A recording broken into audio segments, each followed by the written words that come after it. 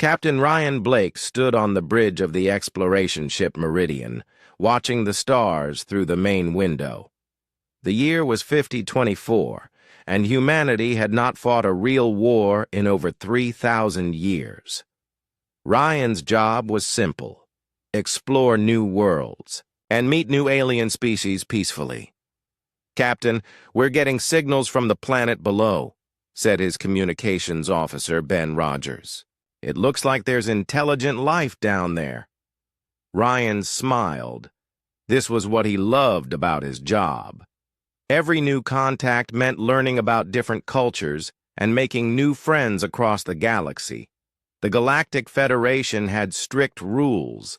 About first contact, humans always followed these rules perfectly. "Prepare the standard greeting message," Ryan ordered. "Let them know we come in peace." Back on Earth, Admiral Lisa Morgan walked through the halls of the Terran Defense Corps headquarters. The building was more like a museum than a military base. Most of the weapons on display were ancient relics from humanity's violent past. Lisa's job was mostly ceremonial. She organized parades and managed the small fleet of ships that helped with emergencies across human space. The Defense Corps had not fought anyone in living memory. Their ships carried basic shields and simple weapons, designed more for rescue work than combat. Most people thought this was perfect. Humanity had evolved beyond war. In the city below, children played in parks and attended schools that taught them about friendship between different species. 10-year-old Jake Mitchell was in his xenobiology class, learning about the peaceful ways of the Centauri people. His teacher, Mrs. Davis, explained how different aliens solved problems without fighting. "Remember, class," Mrs. Davis said, "violence is never the answer. We always talk through our problems." 8-year-old Emma Foster sat next to her friend, Katie Brown, drawing pictures of the beautiful crystal cities on Rigel Prime. Emma wanted to visit those cities someday and meet the tall blue aliens who lived there. Her older sister Amy often told her stories about the amazing places she might see when she grew up. The children learned that humans were special because they were so good at making peace. Other species sometimes had small conflicts, but humans always helped them find peaceful solutions. This made humanity very popular in the Galactic Federation. Captain Blake finished recording his peaceful greeting message and sent it toward the planet. Within hours, the aliens responded with their own message of friendship. This was how it always worked. Blake had made first contact with dozens of species, and every meeting ended with handshakes and cultural exchanges. "They want to meet us on their moon," Ben reported. "They say it's neutral ground." "Perfect," Blake replied. "Prepare a small shuttle. We'll bring gifts and start building a friendship." This was the way things had been for thousands of years. Humans explored, met new friends, and everyone lived in harmony. The galaxy was a peaceful place, and humanity was proud to be part of that peace. Dr. Nathan Price sat in his office at the University of Earth, studying old history books. As the planet's leading expert on ancient human conflicts, Nathan knew things that most people had forgotten. Deep in the archives were records of humanity's violent past, but these were rarely studied anymore. Most people believed that humans had naturally evolved beyond violence. Nathan sometimes wondered if this was entirely true. The old records spoke of humans who fought with incredible determination when their families were threatened. But these stories seemed like myths now. Modern humans were gentle and kind. They solved problems with words, not weapons. Admiral Morgan received her daily reports from across human space. Trade ships moved safely between worlds. Colony planets grew and prospered. The rescue ships helped stranded travelers and delivered. supplies to remote stations. Everything was exactly as it should be. Her staff was small and friendly. Most of them had never seen real combat. They practiced emergency drills and studied theoretical battles, but it was more like playing games than preparing for war. The idea that anyone would actually attack humanity seemed impossible. Captain Blake's shuttle landed on the alien moon. The creatures that met them were small and furry, with large eyes and gentle voices. They brought gifts of beautiful artwork and shared stories about their peaceful culture. Blake's team offered human music and literature in return. "Your species seems very wise," the alien leader said through the translation device. "We have heard that humans are the greatest peacemakers. In the galaxy?" Blake felt proud. This was humanity's reputation, and they had earned it through 3,000 years of peaceful behavior. As they talked with the aliens, Blake thought about how perfect his life was. He had a job he loved, serving a species that had learned to live without violence.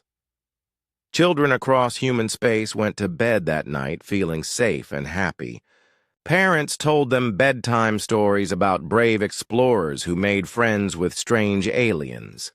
Jake Mitchell dreamed about becoming a diplomat someday. Emma Foster imagined painting pictures of all the beautiful worlds she would visit. The galaxy seemed full of endless possibilities for peace and friendship. Humanity had proven that intelligent species could live together without fighting. They were an example for everyone else. In the outer regions of space, far beyond where human ships traveled, something dark was watching.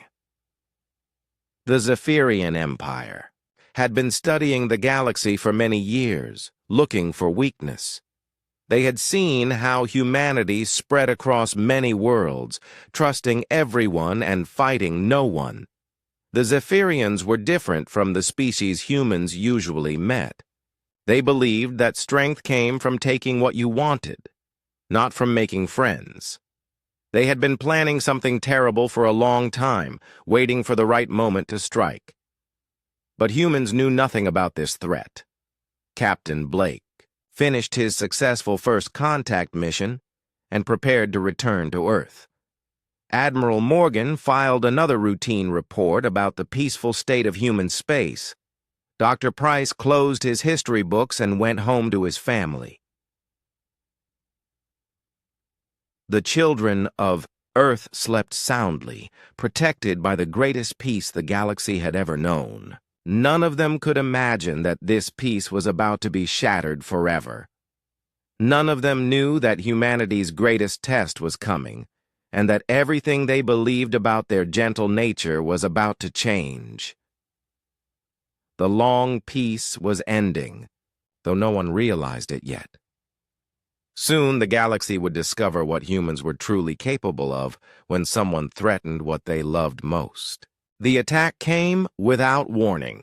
Commander Kate Sullivan was reviewing routine security reports when every alarm in the Planetary Defense Center began screaming at once. The main screen lit up with red emergency signals from across Earth. "What's happening?" Kate shouted over the noise. "Unknown ships appearing over major cities," reported Lieutenant Sam Garcia, his face pale with shock. "They're using some kind of stealth technology. We never saw them coming." Kate watched in horror as the reports flooded in. Strange ships had appeared over New York, London, Tokyo, and dozens of other cities. But these weren't attacking government buildings or military bases. They were targeting something much worse. "They're hitting the schools," whispered Sergeant Maria Santos. "All the signals are coming from schools and residential areas." The ships were unlike anything humans had seen before. They were dark and angular, with technology that seemed to bend space around them. Bright beams shot down from the ships, but instead of destroying buildings, they were taking things, taking people. Jake Mitchell was in his math class when the ceiling began to glow. His teacher, Mr. Johnson, looked up in confusion just as the light became blinding. Jake felt a strange, tingling sensation, and then everything went white. When his vision cleared, he was standing in a metal room filled with other confused children. Emma Foster had been playing in the school playground when the beam caught her. One moment she was laughing with her friends, and the next she was surrounded by cold walls and the sound of crying children. Hundreds of kids from her school were trapped in the same large chamber. Across Earth, the same thing was happening. The alien ships were using advanced teleportation technology to steal children from every major population center. They took kids between the ages of 6 and 16, leaving behind empty classrooms and panicked adults. Kate Sullivan tried desperately to coordinate Earth's defenses, but nothing worked. The human ships that tried to intercept the alien vessels found their weapons useless against the unknown shields. The aliens moved too fast and used technology that Earth's peaceful society had never needed to understand. "Get me Admiral Morgan," Kate ordered. "We need the full Defense Corps here now." But even as she spoke, Kate knew it was hopeless. Earth's defenses were designed for rescue operations and natural disasters, not for fighting an enemy that could appear and disappear at will. Admiral Morgan arrived at the defense center within an hour, but by then it was too late. The alien ships had vanished as suddenly as they had appeared, taking their terrible cargo with them. Over 2 million human children had been stolen in a matter of hours. "How is this possible?" Morgan asked, staring at the damage reports.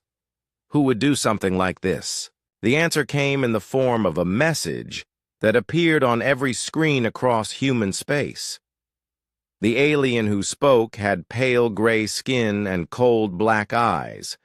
His voice was harsh and mechanical when the translation system processed his words.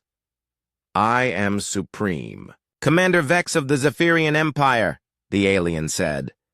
"We have taken your young as payment for the resources your species consumes. They will serve in our mining operations and factory worlds.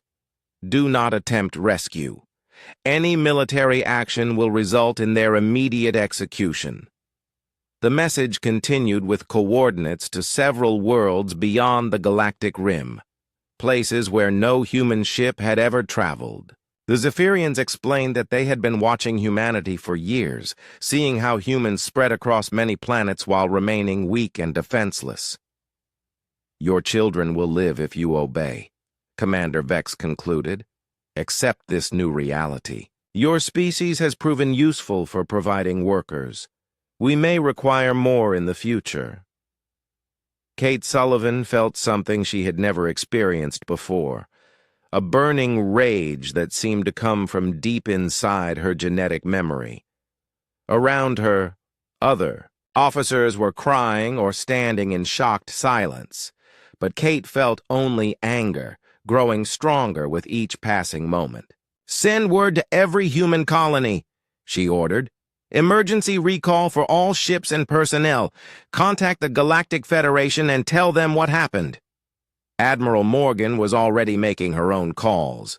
For the first time in 3,000 years, she was activating military protocols that most people thought were just historical curiosities. Deep in the Defense Corps computers, ancient programs began awakening. On the stolen children's transport ships, Jake Mitchell tried to comfort younger kids who were crying for their parents. The alien guards were tall and brutal-looking, with weapons that sparked with deadly energy. They spoke in harsh voices and showed no mercy to children who cried too loudly.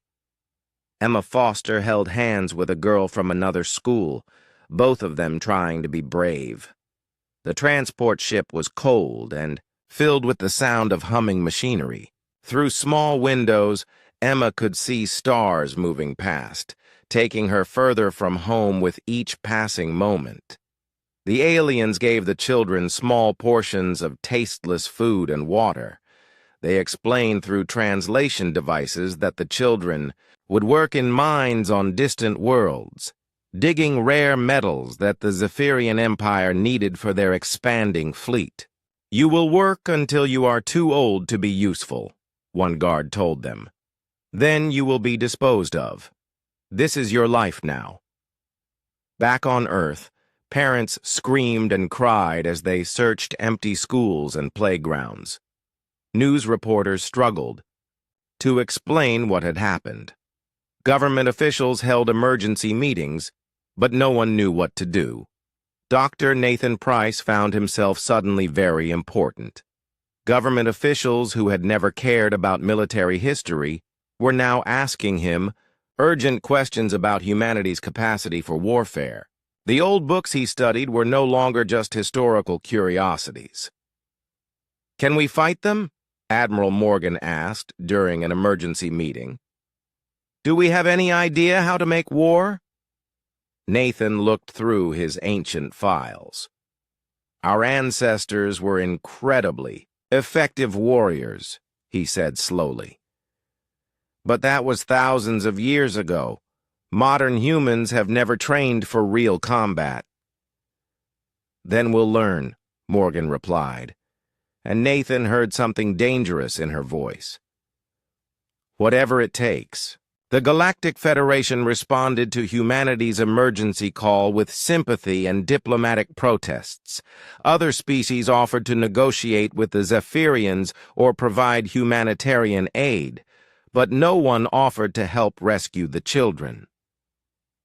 "The Zephyrians are beyond our jurisdiction," explained Ambassador Theta 9, "a crystalline being from the core worlds. We suggest working through proper diplomatic channels." Kate Sullivan looked at the alien ambassador with disgust. "Diplomatic channels? They stole our children."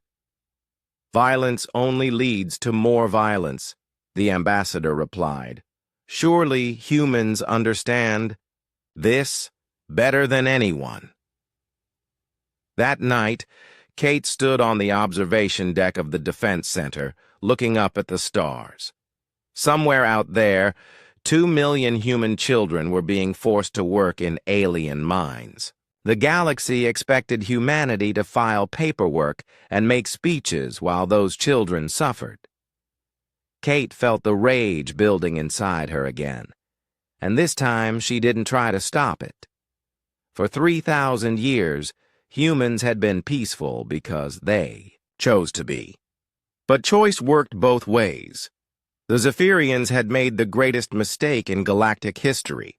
They had threatened human children, thinking that humanity's peaceful nature made them weak. Soon, they would learn the difference between choosing peace and being capable of war. The unthinkable crime had been committed. Now humanity would show the galaxy what they were truly capable of when someone hurt their children. President Alex Carter stood before the cameras in the Global Assembly Hall, his face harder than anyone had ever seen it. Behind him sat representatives from every human colony world, and their expressions matched his own. The peaceful leaders that the galaxy knew were gone, replaced by something ancient and terrible. "My fellow humans," Carter began, his voice carrying across all human space.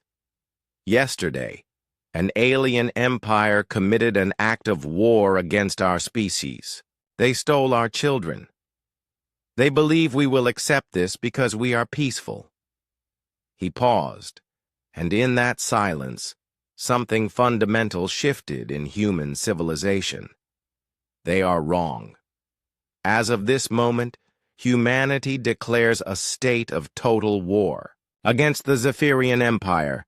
We will not rest until every stolen child is returned home. We will not stop until the Zephyrians understand the price of threatening human families. Across the galaxy, other species watched this broadcast with growing unease. They had never heard humans speak like this. The gentle diplomats they knew seemed to have vanished overnight. Admiral Morgan was already deep in conversations with people the Galactic Federation had never heard of. Dr. Nathan Price had been promoted to Chief Military Advisor, and he was pulling ancient files from archives that had been sealed for millennia. "Tell me about the Terran war machine," Morgan said, reading from a document that was older than most civilizations. Nathan's hands shook as he opened the classified files. 3,000 years ago, humans didn't just fight wars. They perfected them. Our ancestors created military systems so effective that they scared themselves into choosing peace. The files revealed capabilities that had been deliberately hidden and forgotten. Manufacturing systems that could convert entire planets into weapon factories. Strategic computers that could plan campaigns across galactic distances. Most disturbing of all, genetic modifications that had been suppressed in the human population for thousands of years. Dr. Claire Adams worked frantically in her laboratory, studying human DNA sequences that had been locked away since the Great Peace began. What she found explained why humans had been so successful at avoiding conflict. They had literally redesigned themselves to be less aggressive. "The modifications are reversible," she reported to the Emergency Military Council. "We can reactivate the combat genetics in a matter of weeks, but once we do this, there's no going back." "Do it," Admiral Morgan ordered without hesitation. "All of it." Captain Ryan Blake received new orders while his ship was still returning from the peaceful First Contact mission. The Meridian was to report immediately to the Luna shipyards for emergency conversion. When Blake asked what kind of conversion, the answer chilled him. "Full military refit," came the reply. "You're no longer an exploration vessel. You're a warship." Blake had never seen the Luna shipyards operating at full capacity. For 3,000 years, they had built cargo ships and rescue vessels. Now, as the Meridian approached, Blake saw something that shouldn't have been possible.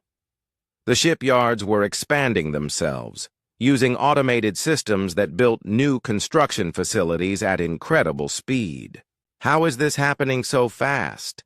asked Ben Rogers, staring at the massive construction drones.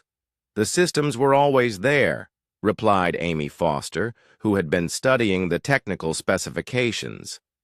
"Humanity never dismantled our war capabilities. We just hid them and hoped we'd never need them again." The Meridian was taken apart and rebuilt in 72 hours. When it emerged from the shipyards, it was no longer recognizable. The peaceful exploration vessel had become the warship Retribution, bristling with weapons that bent the laws of physics and armor that could withstand the heat of stars. On Earth, factories that had produced art and entertainment for centuries suddenly switched to military production. The changeover was so smooth that it seemed planned, as if humanity had always been ready for this moment. General Paul Martin found himself in command of training facilities that materialized overnight. Volunteers lined up by the millions, parents whose children had been taken, siblings who wanted revenge, and ordinary citizens who discovered they carried warrior instincts they never knew existed. "I don't understand how they're learning so fast," Martin told his staff, watching new recruits master advanced combat techniques in days instead of months. "It's like they already know how to fight." Dr. Adams had an answer for that. The genetic modifications were working faster than expected. Humans weren't just remembering how to be warriors. They were becoming something their peaceful ancestors had tried to forget. The Galactic Federation sent urgent messages to Earth, begging humanity to reconsider. Ambassador Theta 9 arrived, with a delegation of peacekeepers, hoping to convince the humans to pursue diplomatic solutions. "The Zephyrians have agreed to negotiations," the ambassador announced. They're willing to discuss the return of some children in exchange for tribute payments. President Carter's response was swift and final. Tell the Zephyrians that they have 72 hours to return every stolen child, unharmed, to their families. If they refuse, they will face the consequences. What consequences? The ambassador asked nervously. Carter's smile was cold and terrible. They're about to find out what humans are really capable of. Meanwhile, the stolen children were learning their own harsh lessons. Jake Mitchell had been assigned to a mining operation on a world where the air burned his lungs and the gravity made every step painful. The alien overseers worked the children 18 hours a day, with barely enough food to keep them alive. Emma Foster was in a factory complex that processed raw materials from the mines. Her small hands were perfect for delicate assembly work, and the aliens made sure she understood that mistakes would be punished severely. But the children were also talking to each other, sharing information and making plans. They were learning that human determination didn't disappear just because someone put you in chains. "My dad's in the Defense Corps," Jake whispered to a group of older kids during their brief rest period. "He'll come for us." "All our parents will come," added a girl named Sophie Turner. "Humans don't abandon their children." The alien guards laughed when they heard such talk. The Zephyrians had studied human history and seen only 3,000 years of peaceful behavior. They believed they were dealing with a species that had forgotten how to fight. Back in human space, the transformation was nearly complete. Dr. Adams reported that the genetic modifications had taken hold across the entire population. Humans were becoming something the galaxy had never seen, a species optimized for warfare but driven by protective instincts rather than conquest. Captain Blake stood on the bridge of the Retribution, barely recognizing his own ship or crew. Ben Rogers had become a tactical officer whose understanding of combat strategy seemed to come from nowhere. Amy Foster could operate weapon systems she had never seen before with deadly precision. "Orders from Admiral Morgan," came the communication. "All ships are to form up for the first strike.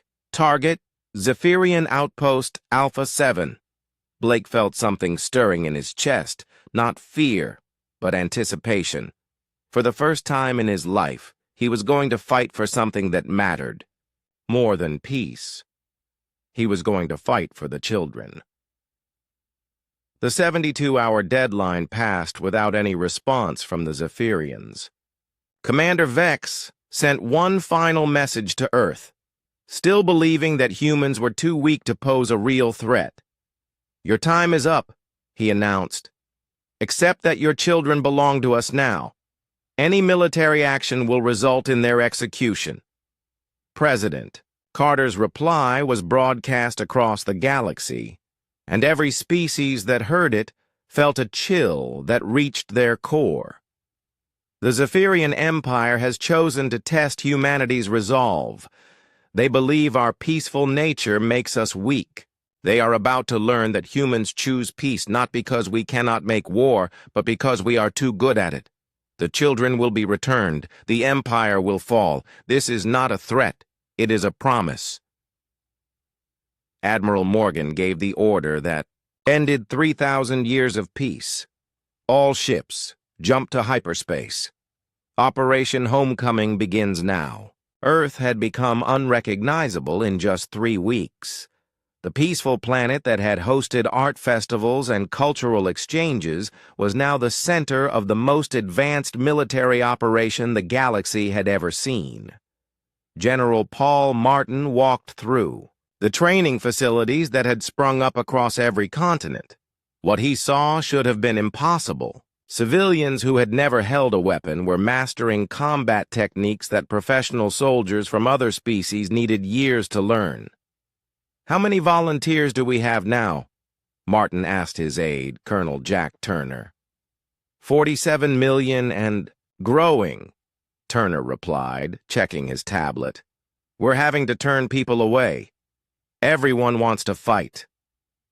The volunteers came from every walk of life.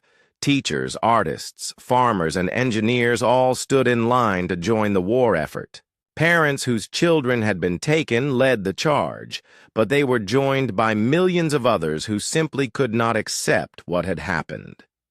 Dr. Claire Adams watched her genetic modification program with amazement and growing concern. The changes in human DNA were progressing faster than her most optimistic projections. But these weren't just making humans stronger or faster. They were awakening something much deeper. The modifications are triggering ancestral memories, she explained to a gathering of scientists. Humans are remembering combat techniques that were learned thousands of years ago. It's like the knowledge was sleeping in our genes. The proof was everywhere. Marine Captain Megan Ross had been a peaceful archaeologist 3 weeks ago. Now she could field strip a plasma rifle blindfolded and plan assault operations that impressed veteran military advisors from other species. I don't understand how I know this stuff, Ross admitted during a briefing. But when I look at a battlefield diagram, I can see exactly how to win. Engineer Lisa Carter was leading the most ambitious construction project in human history. Across hundreds of worlds, automated factories were building a war fleet that dwarfed anything the galaxy had ever seen. The production numbers don't make sense, Carter told Admiral Morgan during a strategy meeting. We're building ships faster than the laws of physics should allow. The secret lay in manufacturing techniques that humanity had developed during their ancient wars and then hidden away. Self-replicating construction systems that could turn asteroids into battleships in a matter of days.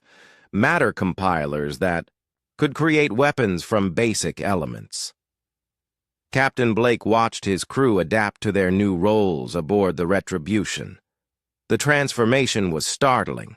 Peaceful explorers had become deadly warriors without losing their essential humanity.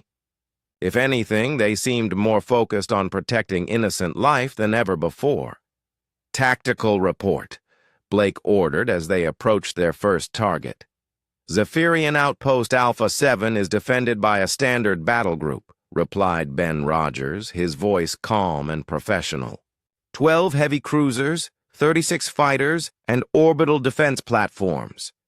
Amy Foster looked up from her weapons console. Our targeting systems show weak points in their shield arrays. I can take out their power grid with the first volley. Blake felt a moment of surprise. Amy had been a communications specialist who specialized in first contact protocols. Now she was talking about destroying enemy ships with casual expertise. How do you know their shield frequencies? Blake asked. Amy paused, looking confused. I'm not sure, I just know. The human fleet that assembled for the first strike, operation was unlike anything in recorded history. 2,000 ships, each one optimized for total warfare. The design seemed to come from ancient archives, but the technology was cutting edge. Admiral Morgan stood on the bridge of her flagship, Vengeance, watching the fleet form up around her. The ships moved with perfect coordination, as if their crews had been fighting together for years instead of weeks. All ships report ready for jump, announced her tactical officer, Commander Kate Sullivan. Morgan had promoted Sullivan from planetary defense to fleet operations, recognizing the burning determination that drove the younger officer. Sullivan had lost her nephew in the kidnapping, and her need for vengeance had sharpened her military instincts to a razor's edge. On the stolen children's worlds, the young prisoners were beginning to organize. Jake Mitchell had become a leader among the older children, using skills he didn't remember learning to plan escape attempts and sabotage operations. The guards changed shifts every 6 hours, Jake whispered to a group gathered in the mining tunnels. During the changeover, there's a 40-second gap in their surveillance.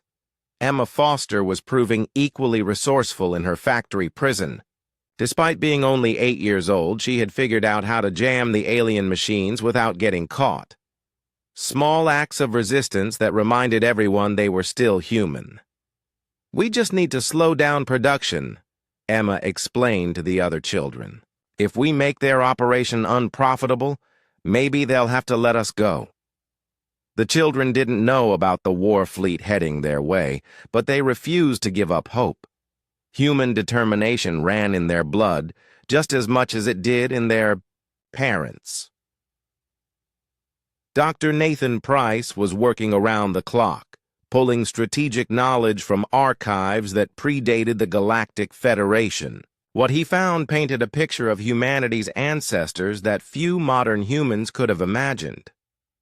They didn't just fight wars, Price explained to the military leadership. They studied warfare like a science. Every conflict was analyzed, every tactic refined and improved. The ancient files contained battle plans that covered every possible scenario: siege warfare, fleet actions, ground assaults, and psychological operations. The humans who had created these plans had been preparing for conflicts that never came. "It's like they knew this day would arrive," Price continued. "They prepared for a war against technologically superior enemies who would threaten human civilians. General Martin's ground forces were training with equipment that seemed to materialize from nowhere. Powered armor that enhanced human strength and speed. Weapons that could penetrate any known defense. Most importantly, tactical computers that turned every soldier into a strategic genius." "The learning curve is incredible," Martin reported. "Our people are mastering advanced combat techniques in days. It's like they were born knowing how to fight." The Galactic Federation was growing increasingly nervous about humanity's rapid militarization. Ambassador delegations arrived daily, pleading with human leaders to pursue peaceful solutions. "The Zephyrians are dangerous," warned Chancellor Kelvon, of the Rigel Alliance. "They have destroyed civilizations before. Surely negotiation is preferable to war." President Carter's response was always the same: "Return our children, and there will be peace.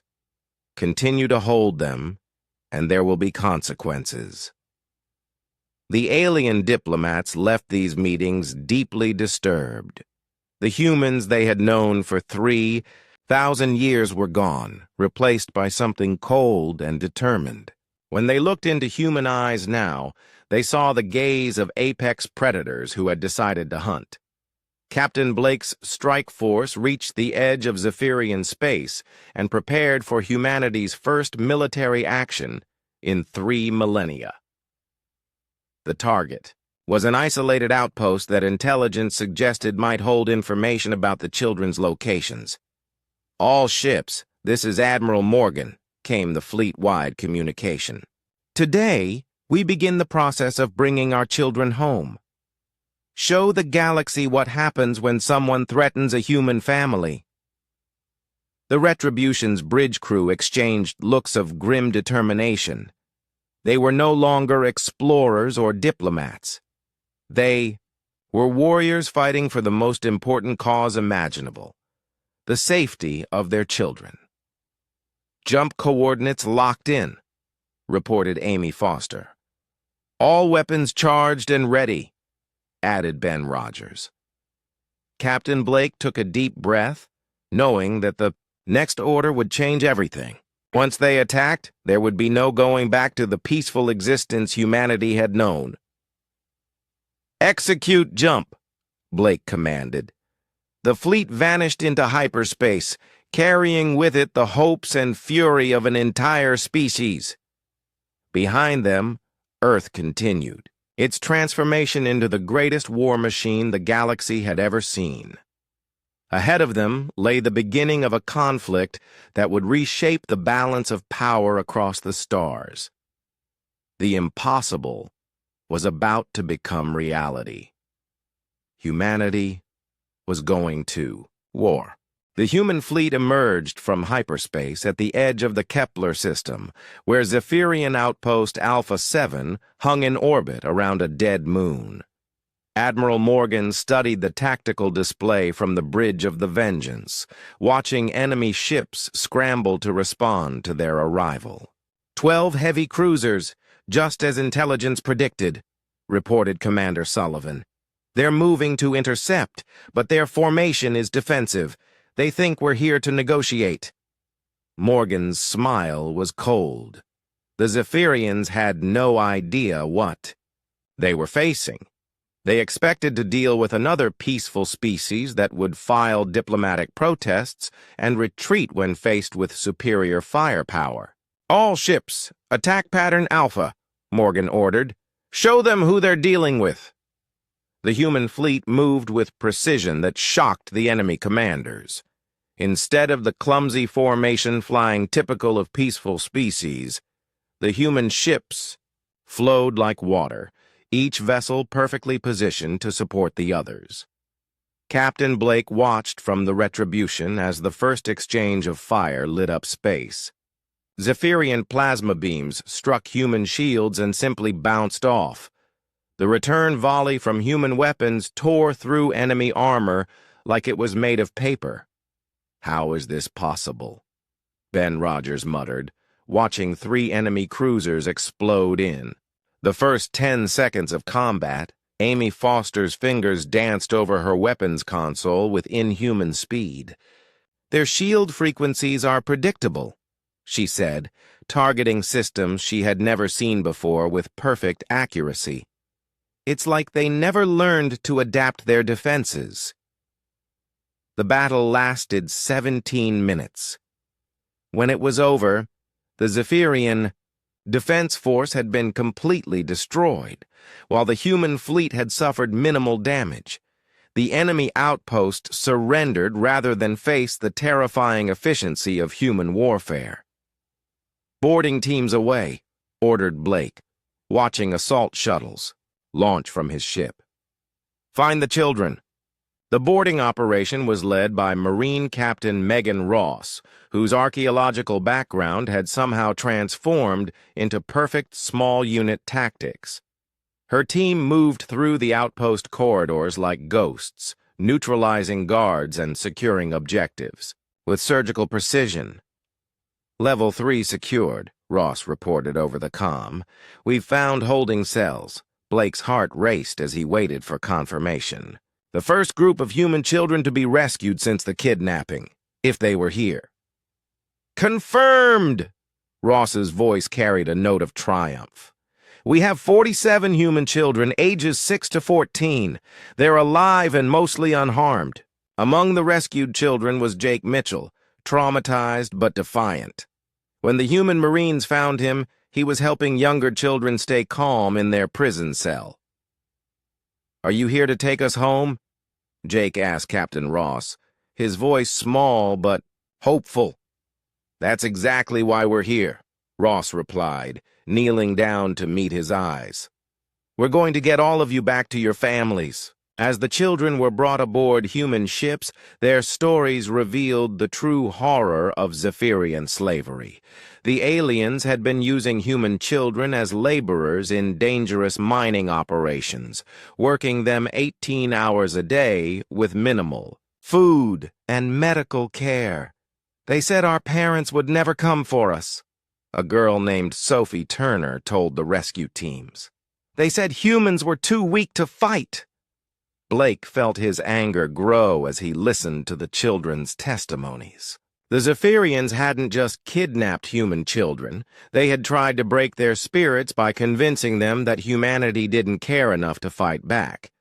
The rescued children were immediately transported to medical ships, but their stories were broadcast across human space. The effect was immediate and devastating. Recruitment centers that had already been overwhelmed saw even more volunteers. The genetic modifications that Dr. Adams had developed began spreading faster as human fury reached new heights. Admiral Morgan reviewed the intelligence data recovered from the outpost. The Zephyrians had detailed files on human settlements, population centers, and defense capabilities. This hadn't been a random raid. It had been a carefully planned operation based on years of surveillance. "They've been watching us for decades," Morgan told her staff. "They knew exactly when and where to strike for maximum effect." More disturbing was the evidence that the Kepler outpost was just one small part of a massive operation. The Zephyrian Empire had processing facilities on dozens of worlds, each one designed to handle thousands of slave workers. According to these files, they're planning to take more children from other species, reported Commander Sullivan. "Humans were just the first target because we seemed the most defenseless."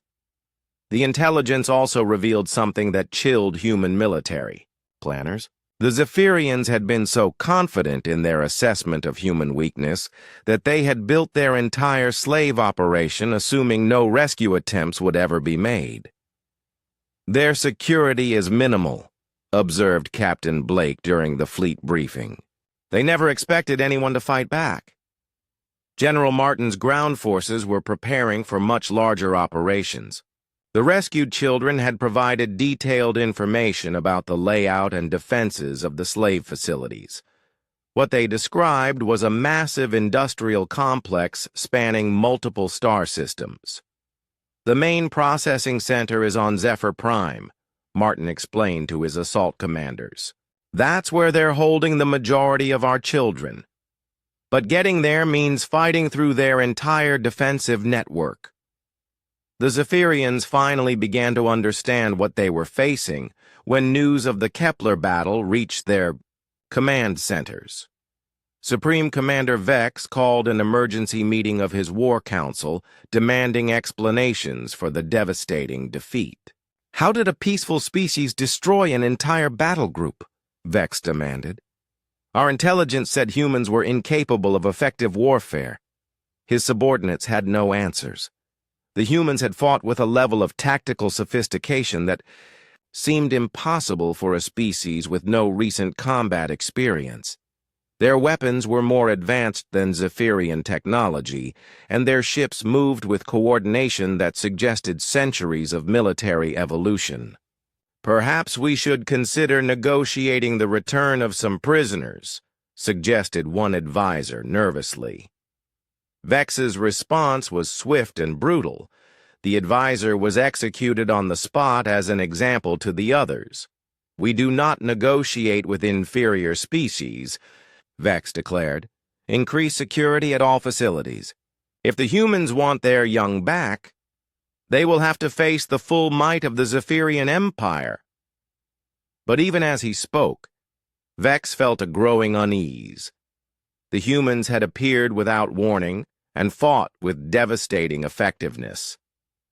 If this was what they could accomplish with a small fleet, what would happen when their full military might was unleashed?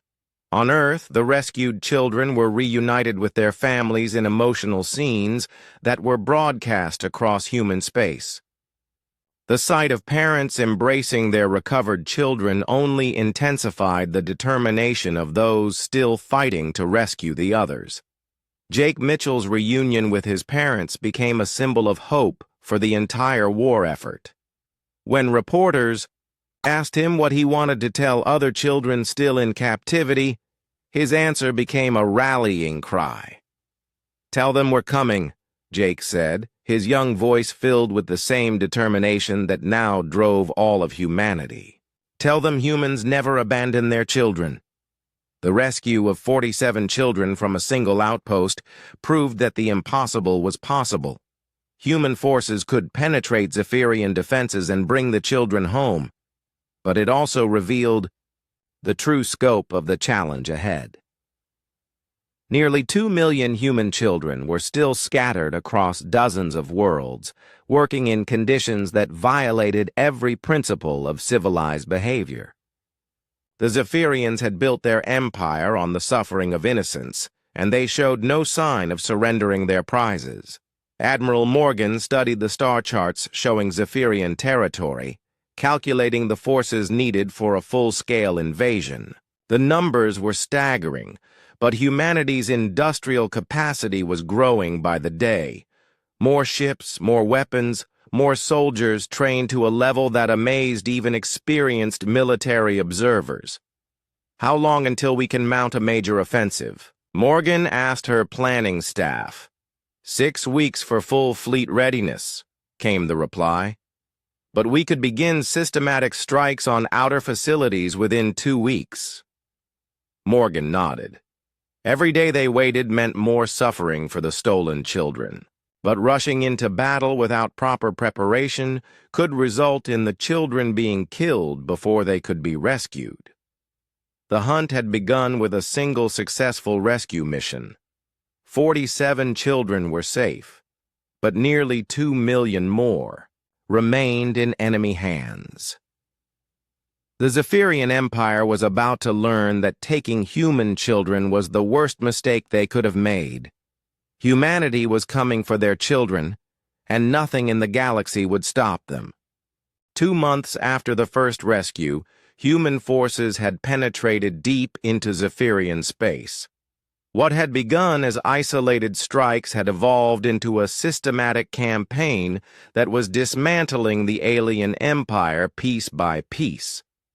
Commander Kate Sullivan stood in the tactical center aboard the Vengeance, coordinating simultaneous operations across 12 star systems.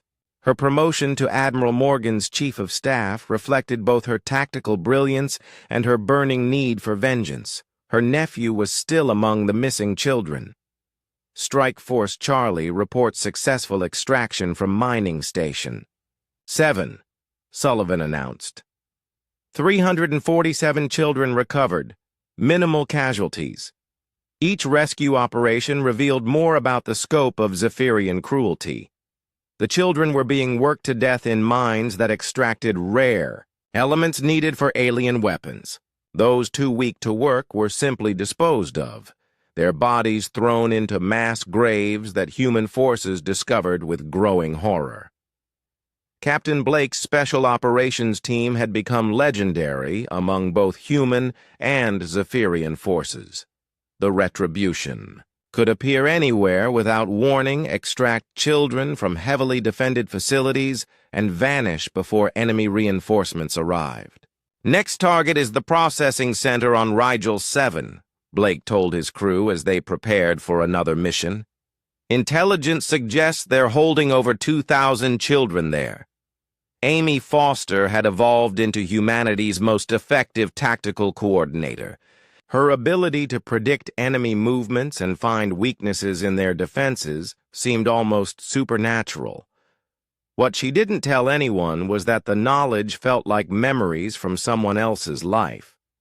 Their patrol patterns have a 47-minute gap between sectors, Amy reported, studying the enemy facility. If we time it right, we can reach the children before they know we're there. Ben Rogers had become equally adept at psychological warfare. His communications intercepts revealed that Zephyrian morale was collapsing as human forces proved impossible to stop. They're calling us death spirits in their transmissions, Rogers reported with grim satisfaction. Their soldiers are starting to surrender rather than fight. The Zephyrians had discovered that human warfare was unlike anything they had faced before. Other species fought for territory or resources, following predictable patterns of conquest and retreat. Humans fought with a focus that bordered on obsession, striking where enemies least expected and never giving up until their objectives were achieved. General Martin's ground forces had perfected urban warfare techniques that turned every rescue mission into a masterpiece of precision violence. Marine Colonel Jack Turner led assault teams that could clear an entire facility in minutes, neutralizing guards while keeping the children completely safe. The key is speed and overwhelming force, Turner explained to his officers. We hit them so fast and hard that they don't have time to threaten the hostages. Dr. Claire Adams had made disturbing discoveries about the genetic modifications spreading through the human population. The changes were no longer limited to increased physical capabilities. Humans were developing strategic thinking abilities that seemed to transcend normal intelligence. It's like the modifications are unlocking potential that was always there, Adams reported to the Research Council. Humans are becoming something unprecedented, a species optimized for protective warfare. The rescued children were providing valuable intelligence about Zephyrian operations, but their testimonies also revealed the psychological warfare the aliens had been conducting. The children had been told repeatedly that humans were too weak to rescue them, that their families had forgotten about them. Emma Foster, now safely back on Earth, had become a symbol of resistance. Despite her young age, she spoke eloquently about the need to rescue all the remaining children. "The aliens tried to make us forget we were human," Emma told the Global Assembly. "But they couldn't take away what we are inside. Every child still trapped is counting on us to remember them." The psychological impact on Zephyrian forces was becoming a weapon in itself. Dr. Nathan Price had developed propaganda campaigns that exploited alien fears about human capabilities. The message was simple but terrifying. Humanity would never stop coming for their children. "Surrender the children and live," read the messages broadcast into Zephyrian space. "Continue to hold them and face total extinction. There is no third option." Supreme Commander Vex found his empire crumbling as human forces demonstrated capabilities that shouldn't have existed. His military advisors brought him daily reports of facilities destroyed, fleets annihilated, and territory lost. "How many ships do they have?" Vex demanded during another emergency meeting. "Our scouts report at least 5,000 vessels," came the terrified reply. "But they keep building more. Their industrial capacity seems unlimited." The truth was even worse than Vex realized. Human shipyards were operating at productivity levels that violated economic theory. Self-replicating construction systems were building fleets faster than they could be deployed, creating a military force that grew stronger with each passing. Day engineer Lisa Carter had unlocked manufacturing techniques that turned entire asteroid belts into weapons factories. The construction rate was so fast that human forces could replace their losses faster than the Zephyrians could inflict them. "We're building ships faster than we can train crews," Carter reported to Admiral Morgan.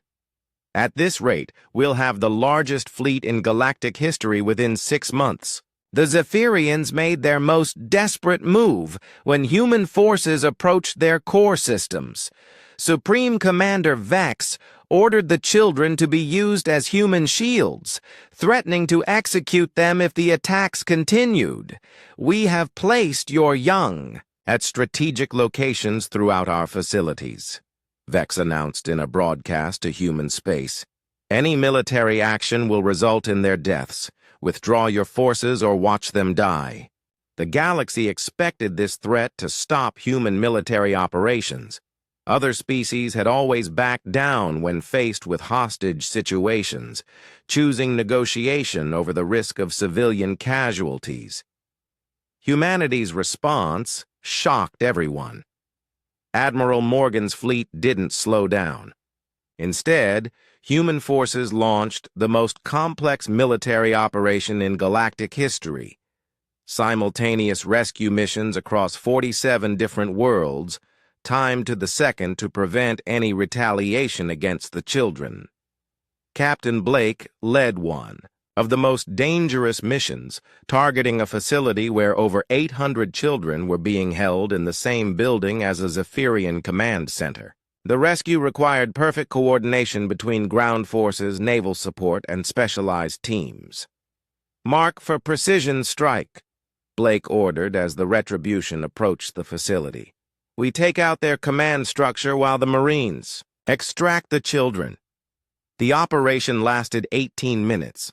When it was over, every child had been rescued and the Zephyrian command center was destroyed.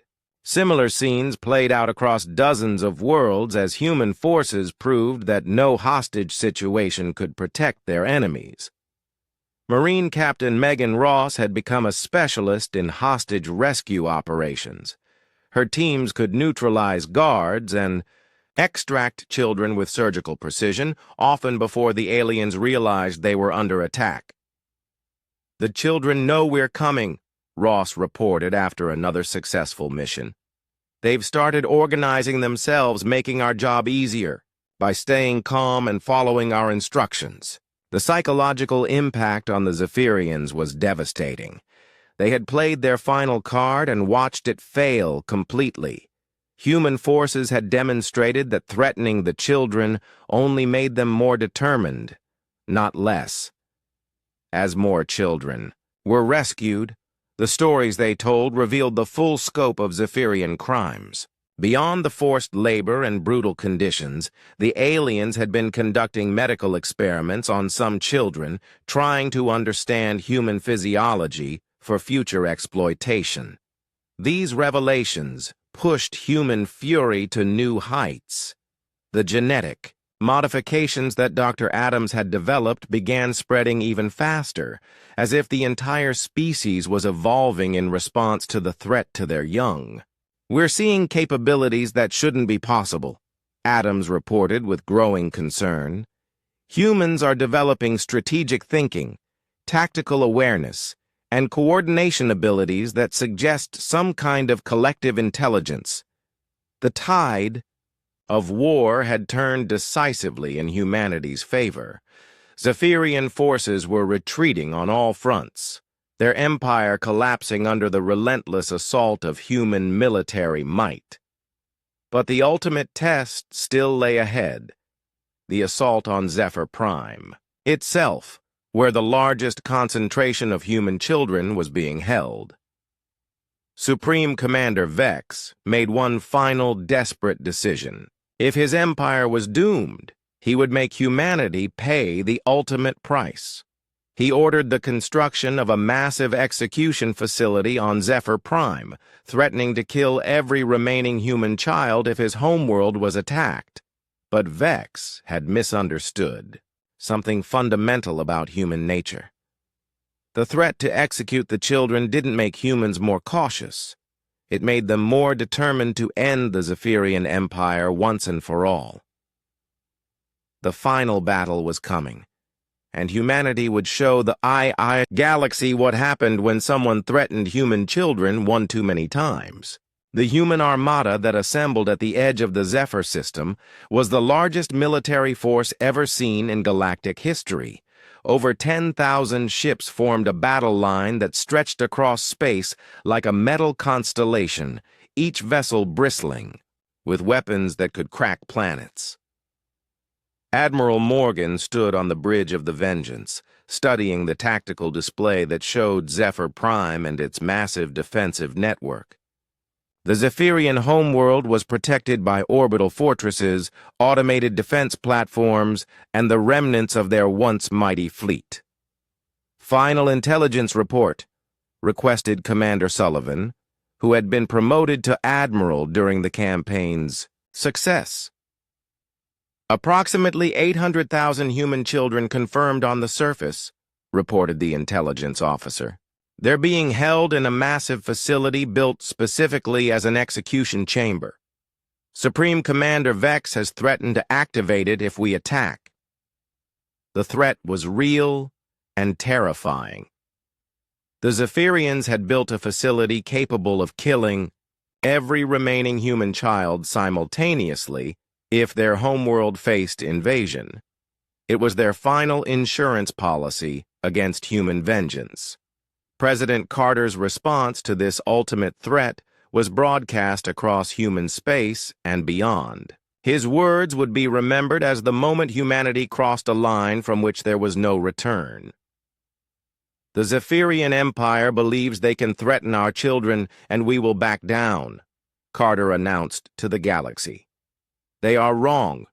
We do not." Negotiate with child killers. We do not compromise with those who torture innocents. If the Zephyrians wish to embrace destruction, humanity will accommodate them completely.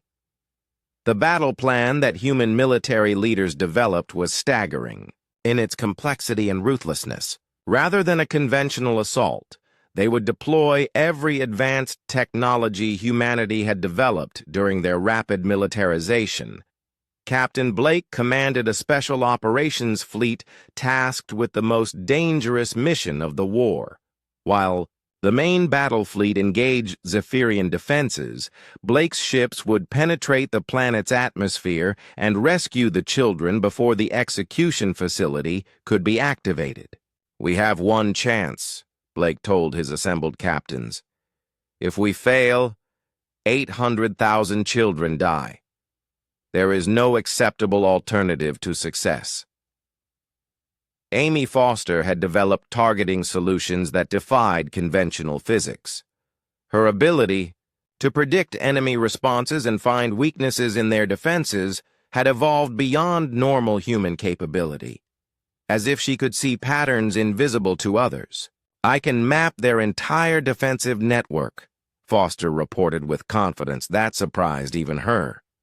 "Every weak point, every gap in coverage, every microsecond of vulnerability." Ben Rogers coordinated communications between thousands of ships with precision that seemed impossible for a single mind. But the genetic modifications had given humans capabilities that transcended individual limitations. "All task forces report ready," Rogers announced. "Synchronized strike in T-minus 60 seconds. The assault on Zephyr Prime began with a demonstration of human technological superiority that shattered every assumption about peaceful species. Weapons that manipulated gravity itself tore through Zephyrian shields. Ships that could phase through solid matter appeared inside enemy defensive perimeters without warning. General Martin's ground forces deployed from ships that descended through the atmosphere like falling stars. Marine Colonel Jack Turner led the assault on the execution facility, racing against time to reach the children before the Zephyrians could carry out their final threat. "Facility perimeter breached," Turner reported as his forces overwhelmed the outer defenses, moving to secure the main chamber. Inside the execution facility, the stolen children faced their darkest hour. Emma Foster, who had become a leader among the older children despite her young age, tried to keep everyone calm as alarms wailed throughout the complex. "Remember what we practiced," Emma told the frightened children around her. "When the humans come, stay low and follow their instructions exactly." Jake Mitchell, now hardened by months of captivity, had organized the older children into groups responsible for protecting the younger ones. His determination to survive and see his family again had kept hope alive even in the darkest moments. "They're coming for us," Jake whispered to a group of terrified 6-year-olds. "I can hear the fighting getting closer. We just have to hold on a little longer." Supreme Commander Vex watched his defenses crumble with growing desperation. Human forces were advancing with tactical precision that seemed impossible, anticipating every defensive move and countering it before it could be implemented. "Activate the execution protocol," Vex ordered his subordinates. "If we cannot win, we will make them pay for their victory." But the Zephyrian commander had underestimated human capability one final time. As his technicians moved to trigger the execution system, they found their controls unresponsive. Human cyber warfare specialists had penetrated their networks, turning their own technology against them. Dr. Claire Adams had developed computer viruses that could adapt and evolve faster than alien security systems. The execution facility's controls were now under human command, protecting the children even as rescue forces fought their way through the complex. Captain Blake's assault team reached the main chamber just as Zephyrian guards prepared to carry out manual executions. The battle that followed was brief, but decisive. Human soldiers equipped with advanced armor and weapons that fired at nearly the speed of light eliminated the threat in seconds. Children secured, Blake reported over the command frequency. All 800,000 accounted for and safe. The relief that swept through human space was overwhelming, but the battle for Zephyr Prime was far from over. Admiral Morgan's fleet was systematically destroying every Zephyrian military installation, but Supreme Commander Vex had one final card to play. "If we cannot have victory, we will have vengeance," Vex announced in a galaxy-wide broadcast. "We have planted antimatter bombs throughout our major cities. If human forces do not withdraw, we will destroy our own population rather than accept defeat." The threat was real. Zephyrian forces were prepared to commit planetary suicide rather than surrender. Millions of alien civilians would die if the bombs were detonated, creating a moral crisis that would have stopped any other species. Humanity's response redefined the concept of total warfare. President Carter's reply was broadcast immediately, and every species in the galaxy heard the cold fury in his voice. "The Zephyrian Empire has chosen to threaten innocent civilians rather than surrender. This confirms what we already knew. They are a civilization that believes might makes right, that the strong can abuse the weak without consequences. Very well. If they wish to destroy themselves rather than face justice, humanity will not stop them.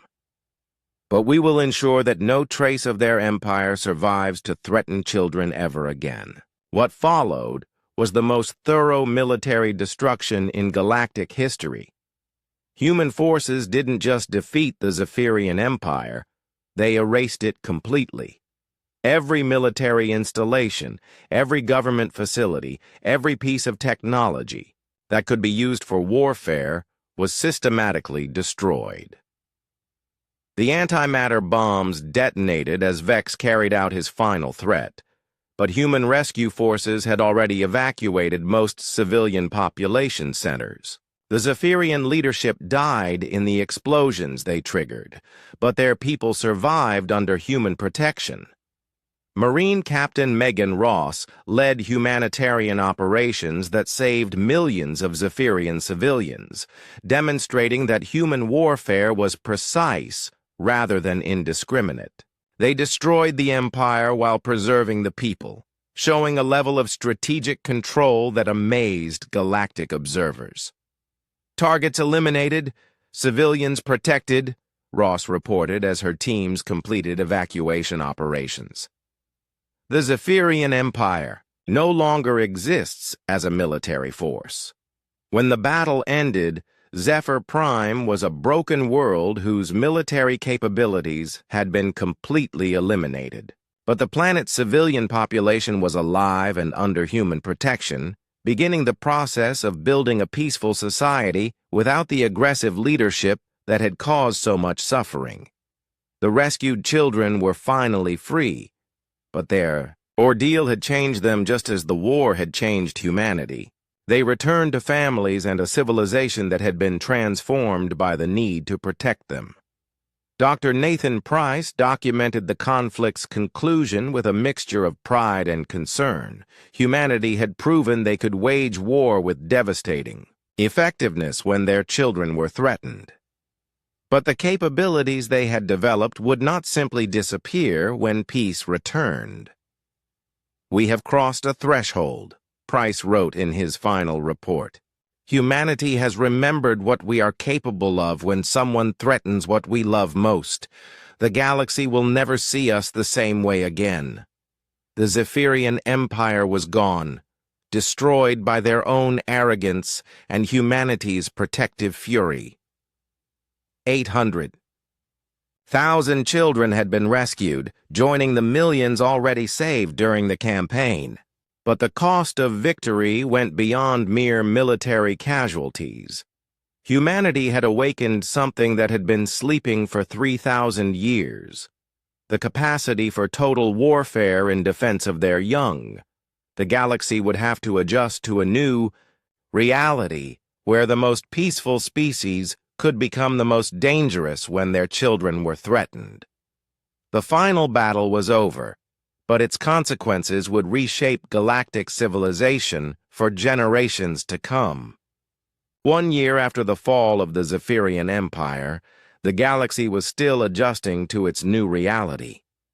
The Galactic Federation had rewritten its charter 3 times, struggling to accommodate the transformed power structure that humanity's military campaign had created. Admiral Morgan, now promoted to Supreme Commander of Terran Forces, stood before the Federation Council delivering humanity's new doctrine. The peaceful explorers that other species had known for millennia were gone, replaced by protectors whose capabilities had shocked even their allies. Humanity will never again allow the wholesale kidnapping and abuse of children. Any children, from any species, Morgan declared to the assembled delegates. This is not a threat. This is a promise. Any government that targets civilians will face the full response of human military force. The response from other species was mixed. Some were grateful for the protection humanity now offered. Others worried about living in a galaxy dominated by a species capable of such devastating warfare. Captain Blake, now Admiral Blake, commanded the Terran enforcement fleet from his flagship Retribution. The ship had become a symbol of humanity's transformation, a peaceful exploration vessel turned into an instrument of precise destruction, now serving as the ultimate deterrent against large-scale atrocities. "Patrol report from the Outer Rim," reported Ben Rogers, who had been promoted to Blake's chief of staff. 3 species have requested human intervention in territorial disputes. They want us to mediate before conflicts escalate. Blake nodded, reviewing the requests. This was the new reality. Species that once handled their own problems now turned to humanity as the ultimate arbitrator. The galaxy had learned that human military intervention was so devastating that most conflicts could be resolved simply by threatening to invite it. On Earth, the returned children were slowly adapting to normal life, but their experiences had changed them forever. Jake Mitchell, now 12 years old, had become an advocate for other victims of conflicts across the galaxy. His testimony before the Federation Council had helped establish new laws protecting children during wartime. The Zephyrians tried to break us by taking us from our families, Jake told the assembled delegates. But they didn't understand that being human means never giving up on the people you love. That's what saved us, and that's what will protect other children in the future. Emma Foster, despite her young age, had become a symbol of human resilience. Her artwork depicting the rescue operations was displayed in museums across human space, reminding everyone of why the war had been necessary. "I dream about the mine sometimes," Emma told her therapist during a routine session. "But I also dream about the moment the human soldiers came for us. That's when I knew we were going home." Dr. Claire Adams continued studying the genetic modifications that had spread through the human population during the war. What she found was both fascinating and concerning. The changes appeared to be permanent and were being passed to the next generation. "We're not the same species we were before," Adams reported to the Scientific Council. "The modifications have stabilized into something new. Humans now possess capabilities that are being inherited by their children." The implications were staggering. Human children born after the war showed enhanced strategic thinking, improved physical coordination, and an instinctive understanding of tactical situations. Humanity was evolving into something unprecedented, a species optimized for protective warfare. General Martin, now Minister of Defense, oversaw the peacetime military that had emerged from the conflict. The Terran Defense Corps was no longer a ceremonial force, but the most powerful military organization in galactic history. "We maintain readiness not because we want to fight," Martin explained to visiting diplomats, "but because our capability for warfare ensures that fighting becomes unnecessary. Peace through strength has replaced peace through hope." The former Zephyrian worlds were being rebuilt under human supervision. Marine Captain Megan Ross had transitioned to humanitarian operations, helping former enemy populations create peaceful societies without the aggressive leadership that had caused so much suffering. "The Zephyrian people are adapting well to democratic governance," Ross reported from the reconstruction zones. "Without their military leadership, they're proving to be quite peaceful. Many are grateful for our protection." President Carter, now serving his second term, had become the unofficial leader of galactic peacekeeping efforts.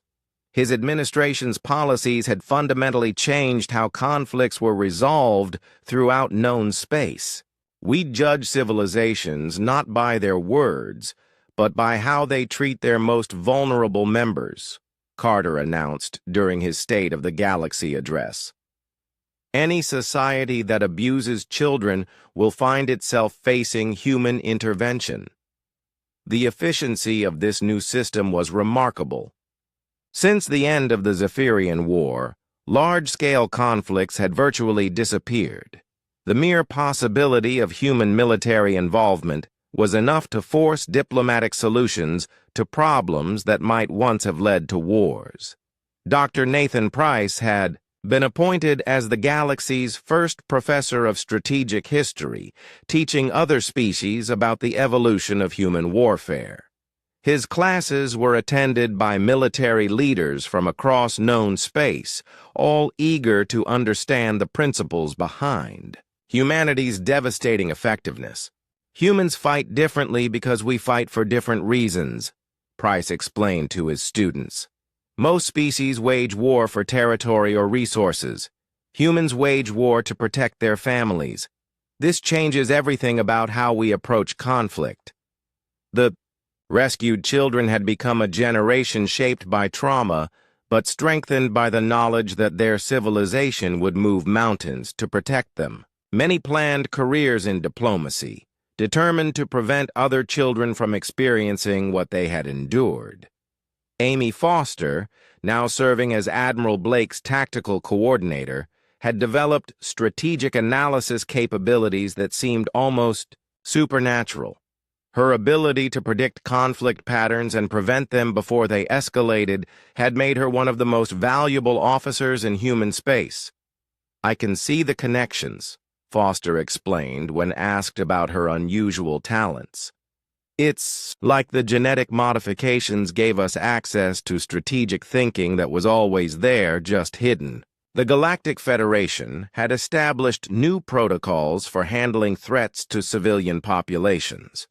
The Human Response Doctrine stated that any systematic abuse of non-combatants would trigger immediate intervention by Terran forces, regardless of local sovereignty claims. Some species complained that this represented human imperialism, but the results were undeniable. Civilian casualties in conflicts had dropped by over 90% since the doctrine was implemented. The threat of human intervention forced all parties to find peaceful solutions. Commander Kate Sullivan had been appointed as the Federation's first Director of Child Protection Services, overseeing a new department dedicated specifically to preventing the kinds of atrocities that had triggered the war. "We monitor every species for signs of systematic abuse," Sullivan explained to the Federation Council. "Early intervention prevents the need for military action. But make no mistake, if diplomatic solutions fail, military options remain available." The technological advances developed during the war had revolutionized galactic civilization. human. Manufacturing techniques, medical advances, and strategic systems were being shared with allied species, raising the standard of living across known space. Engineer Lisa Carter had established the Terran Technology Institute, which provided advanced systems to species committed to peaceful development. The Institute's motto reflected humanity's new approach: building tomorrow while remembering yesterday. On the first anniversary of the war's end, memorial services were held across human space to honor both the children who had suffered and the soldiers who had fought to rescue them. But these were not just remembrance ceremonies. They were reminders of what humanity was capable of when their families were threatened. The memorial speech delivered by Jake Mitchell, now recognized as a spokesperson for war survivors, captured the new human perspective perfectly. "We learned that peace isn't something that just happens," Jake told the assembled crowds. "Peace is something strong people choose to maintain. We choose peace because we're strong enough to protect it, and we'll stay strong enough to protect it forever." The galaxy had learned to live with a new truth. Humanity's capacity for violence was matched only by their determination to use it only in defense of the innocent. The species that had been known for 3,000 years as gentle diplomats were now respected as the ultimate protectors of galactic civilization.